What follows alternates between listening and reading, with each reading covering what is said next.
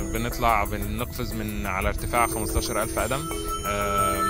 القفزة تقريبا بتبقى حوالي دقيقة ونص، وبنعمل حوالي 4 قفزات كل يوم.